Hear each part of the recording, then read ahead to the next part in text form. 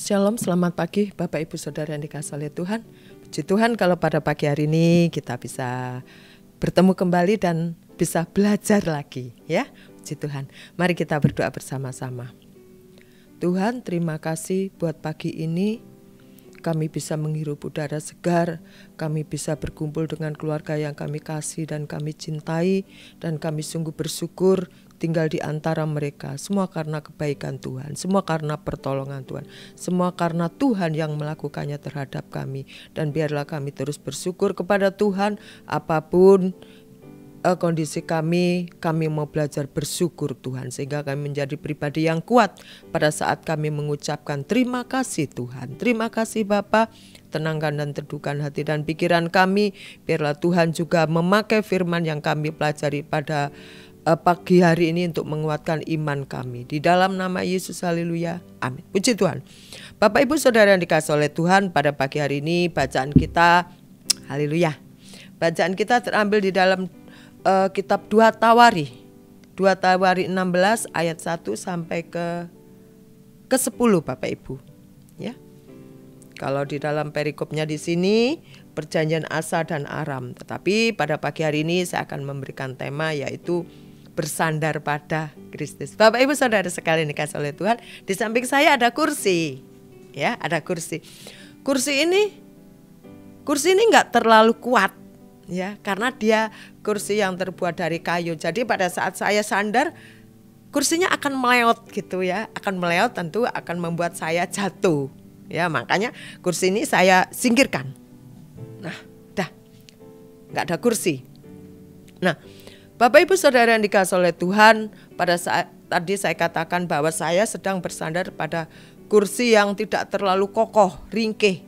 Ya, jadi kursi itu kalau saya sandari saya akan jatuh, klebat, gedebuk begitu ya. Saya tidak bersandar. Nah, kita tahu Bapak Ibu ya, sandaran kita hanyalah Tuhan yang maha segalanya dalam kehidupan kita. Mari kita belajar bersama-sama di dalam kitab 2 Tawari, kitab 2 Tawari ayat 16.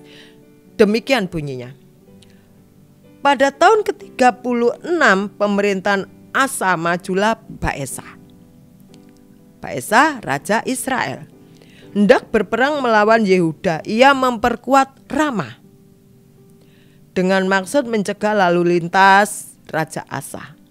Lalu Asa mengeluarkan emas dan perak dari perbendaraannya rumah Tuhan dan dari perbendaraan rumah raja, dan mengirimnya kepada Ben-Hadad, yaitu Raja Aram.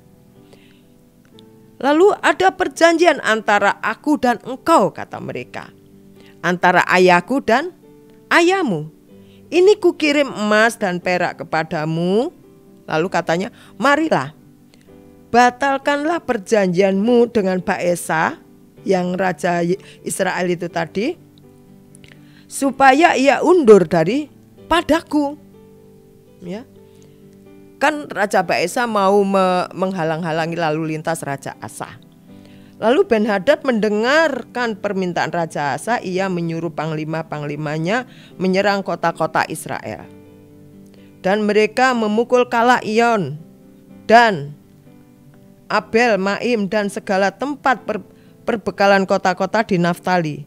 Segera sesudah Baesa mendengar hal itu, ia berhenti memperkuat Rama. Ia menghentikan usahanya itu, tetapi Raja Asa mengerahkan segenap orang Yehuda yang harus mengangkat batu dan kayu yang dipergunakan Baesa untuk memperkuat Rama. Ia mempergunakannya untuk memperkuat Geba dan Mizpah.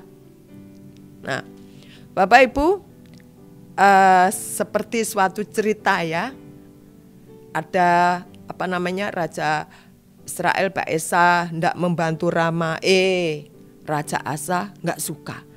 Lalu dia bertemu dengan Raja Ben-Hadad, minta tolong istilahnya. Ya, bapakmu kan berteman baik dengan bapakku. Ini loh, Raja Ben-Hadad mau begini. Ya, mereka bersekongkol. Ya, akhirnya ya sudah, Raja Israel Baesa dihalang-halangi. Tetapi ayat 7 mengatakan begini, pada waktu itu datanglah Hanani pelihat berkata kepada Asa raja Yehuda, katanya kepadanya, karena engkau bersandar kepada raja Aram, yaitu Ben-Hadad, dan tidak bersandar kepada Tuhan Allahmu, ya. Oleh karena itu terluputlah tentara raja Aram dari tanganmu. Saya lanjutkan ya, 8. Bukankah tentara orang Ethiopia dan Libya besar jumlahnya, kereta dan orang berkudanya sangat banyak, dan orang berkudanya sangat banyak, namun Tuhan telah menyerahkan mereka ke dalam tanganmu karena engkau bersandar kepadanya pada waktu itu. Karena mata Tuhan menjelajah seluruh bumi untuk melimpahkan kekuatannya kepada mereka yang bersungguh hati terhadap Dia. Dalam hal ini engkau telah berbuat bagaimana Bapak Ibu? Berbuat bodoh. Oleh sebab itu mulai sekarang ini engkau akan mengalami peperangan. Maka sakit hatilah Asa karena perkataan pelihat itu, ya. Lalu dikatakan firman Tuhan sehingga ia memasukkannya ke dalam penjara pelihat itu Hanani.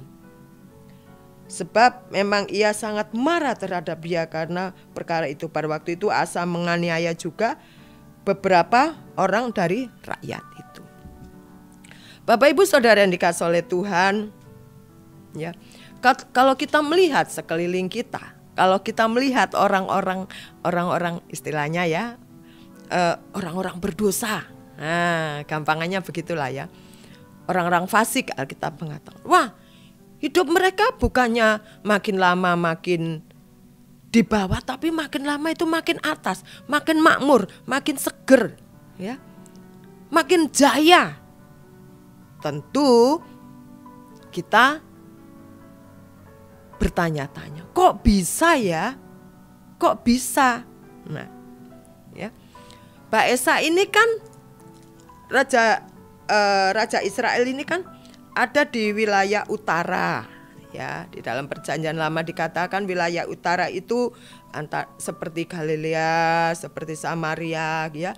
Mereka itu istilahnya statusnya itu status kasar, sudra kalau di Bali itu ya, status paling bawah gitu.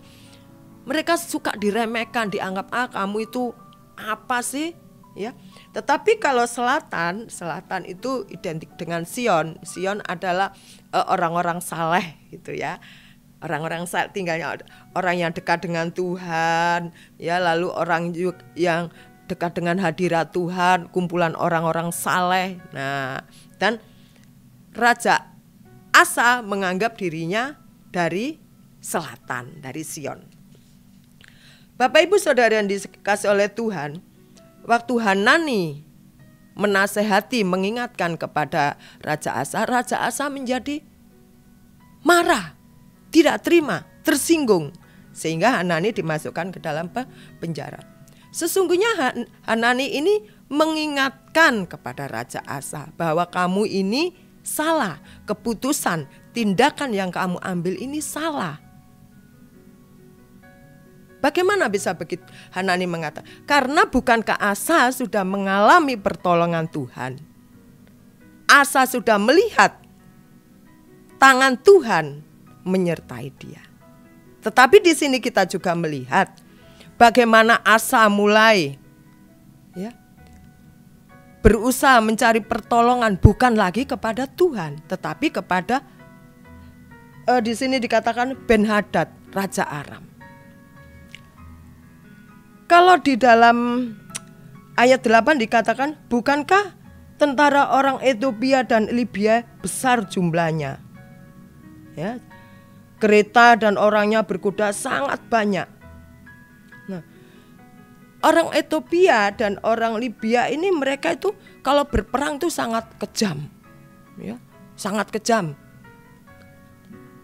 Raja tega lah bahasa ya, tega sekali dia.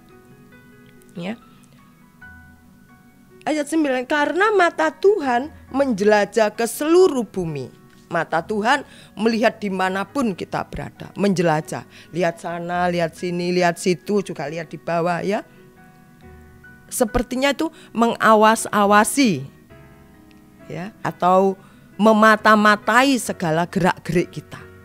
Kamu lagi apa? Kamu sedang apa? Ya. Mata Tuhan selalu melihat apa yang kita kerjakan dan kita lakukan. Niat apa yang terbersih dalam pikiran kita, dalam hati kita, Tuhan tahu. Maka di sini dikatakan mata Tuhan menjelajah. Ya. Bapak Ibu Saudara yang dikasihi oleh Tuhan, kalau kita baca keseluruhan, akhirnya kita melihat bahwa sesungguhnya kalau kita bersandar kepada Tuhan, kita pasti punya pengalaman sendiri bagaimana hidup kita ditolong oleh Tuhan, ya. Dan kita juga bisa membedakan antara kita bersandar kepada manusia dan kita bersandar kepada Tuhan. Kalau kita bersandar kepada manusia, kalau kita mempercayai manusia itu bisa menolong kita, itu tidak selamanya. Ternyata harapan kita itu bisa meleset pada saat kita berharap kepada Dia. Ada keponakan saya kemarin datang ke Jakarta, ya. Dia berharap temannya ini yang solid dalam suatu kerjasama begitulah. Karena dia juga pernah menolong dia, akhirnya dia datang ke Jakarta. Dia berharap temannya bisa menolong. Sampai di Jakarta temannya bilang, "Oh sorry ya bro."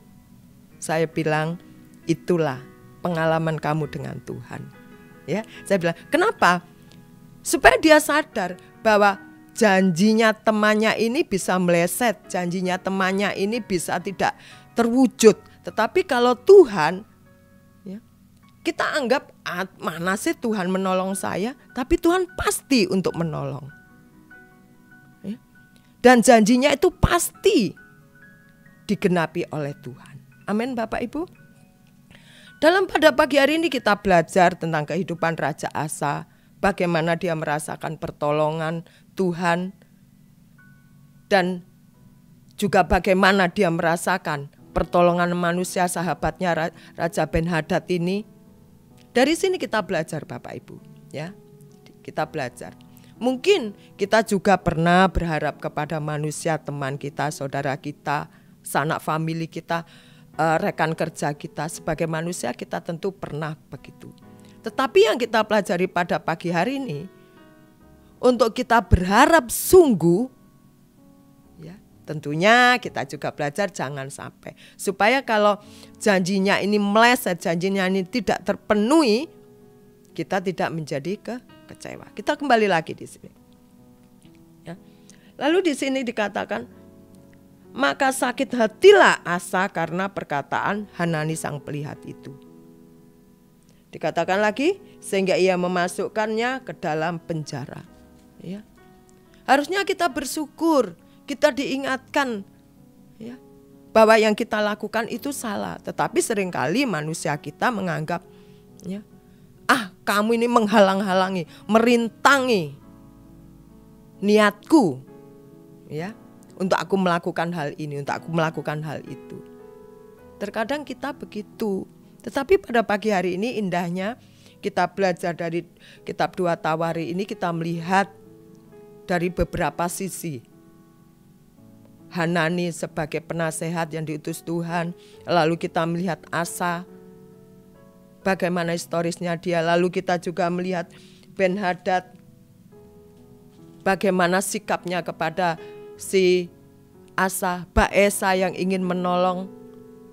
Ya, kita melihat kompleks sekali. Tetapi tentunya kita belajar bersama-sama. Jangan sampai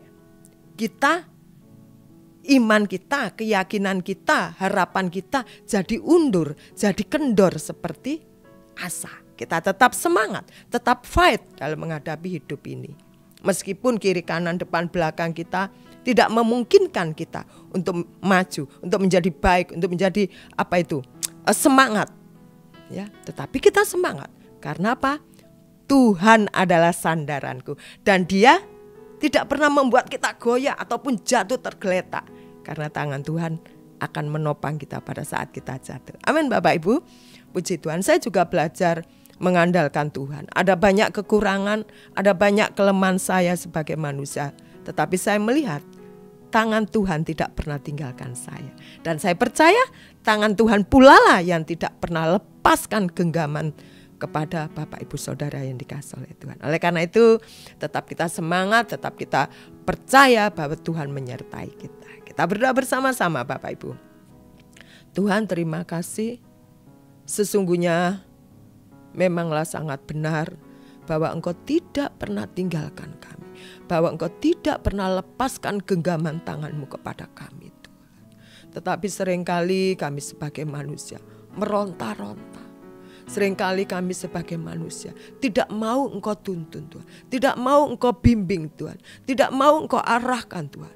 Dan pilihan kami adalah pilihan yang tidak baik untuk diri kami sendiri. Pada pagi hari ini Tuhan, Engkau mengingatkan kami supaya kami memberikan tangan kami kepada Engkau dan Engkau membawa kami kepada jalan-jalan kebenaran-Mu Tuhan. Terima kasih, kuatkan terus iman, percaya serta pengharapan kami kepada Engkau Tuhan, agar kami tetap kokoh berdiri di dalam kebenaran firman-Mu. Terima kasih di dalam nama Tuhan Yesus, haleluya, amin. Tetap semangat Bapak Ibu yang dikasihi oleh Tuhan, karena Tuhan menyertai kita semua. Selamat pagi, Tuhan memberkati.